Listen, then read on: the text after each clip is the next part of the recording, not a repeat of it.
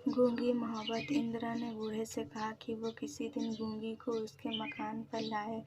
वो गूंगी से बात करना चाहती है। बूढ़ा पागल था जो उस जरी मौके से फायदा न उठाता। वो दूसरे ही दिन गूंगी को सेठ बद्री प्रसाद के आलीशान मकान पर ले आया। चंद लम्हों के बाद घर के लोग उसके इर्द गिर्द खड़े थे। अब गूंगी है कि कमरे की हर चीज को बड़ी हैरत से देख रही है और लोग हैं कि उसकी हर हरकत से लुत्फ अंदोज हो रहे हैं। इंदिरा तो उसकी हरकत से इस कदर महजूज हुई कि उसने बूढ़े से कह दिया, अगर तुम्हें कोई एतराज ना हो तो गूंगी को यहीं रहने दो। इसके तमाम अखराजात की जिम्मेदारी हम पर अहद होगी। तुम्हारे गुजारे के लिए भी कुछ न कुछ महाना दे दिया करेंगे। बूढ़े ने ये बात बाखुशी मान ली और गूंगी इंदिरा के यहाँ रहने लगी।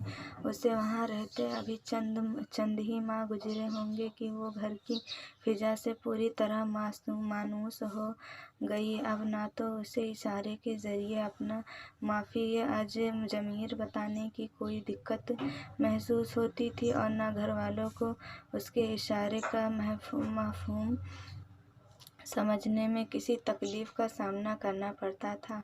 गूंगी में जहाँ और खूबियाँ थीं वहाँ ये खूबी भी थी कि वो घर की हर फर्द का दिल और जान से एहतराम करती थी।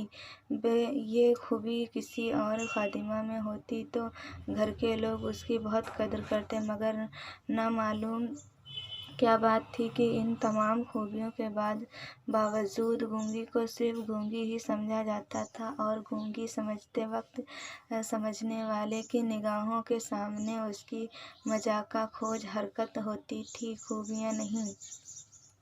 इंदिरा उसकी खूबियों से काफ़ी मुतासिर थी और जब वो उससे बात करती तो सब कुछ भूलकर उसे महज एक ज़रियाए तफरीह समझने लगती। तमाम गूंगी को इसकी कोई शिकायत न थी, कोई शिकवा न था। आम तालीम याफ्ता और रोशन ख्याल अमीर ज़ादी की तरह इंदिरा को भी फ़नून तलीफ़ा से दिलचस्पी थी। बिलख़ुसूस फ़न मुसव्वरी में तो उसकी दिलचस्पी का ये आलम था कि किसी आला पाए की तस्वीर के हिस्से में अगर उसे बड़ी से बड़ी रकम भी सर्फ करनी पड़ती थी तो वो बेझिझक सर्फ कर देती थी। चनांचे यही वजह थी कि जब उसने अखबारात में एक शानदार नुमाइश का ऐलान पढ़ा तो उसकी खुशी की कोई इंतहा न रही। अखबारात में जो ऐलान शाया हुआ था उसमें दर्ज किया था कि नुमाइश गाह में जहाँ मरहूम मुसव्वरी की तस्वीरें दिखाई जाएंगी वहाँ पब्लिक को मुल्क के मौजूदा मुसव्वरों के ख़ास कारनामों से भी रोशानास कराया जाएगा। इस ऐलान ने इंदिरा के दिलो दिमाग में एक हैज़ान बर्पा कर दिया और वो बड़ी बेताबी से दिसंबर के आखिरी हफ्ते का इंतज़ार करने लगी।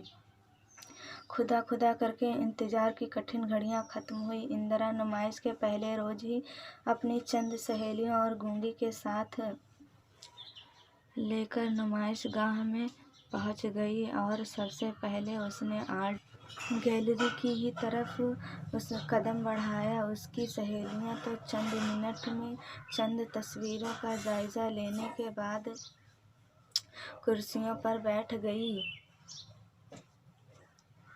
मगर इंदिरा हर तस्वीर को इस दिलचस्पी और इस माहवियत से देख रही थी कि मालूम होता था शाम तक वो किसी और तरफ तवज्जो ही नहीं करेगी। यकायक उसे महसूस हुआ कि वो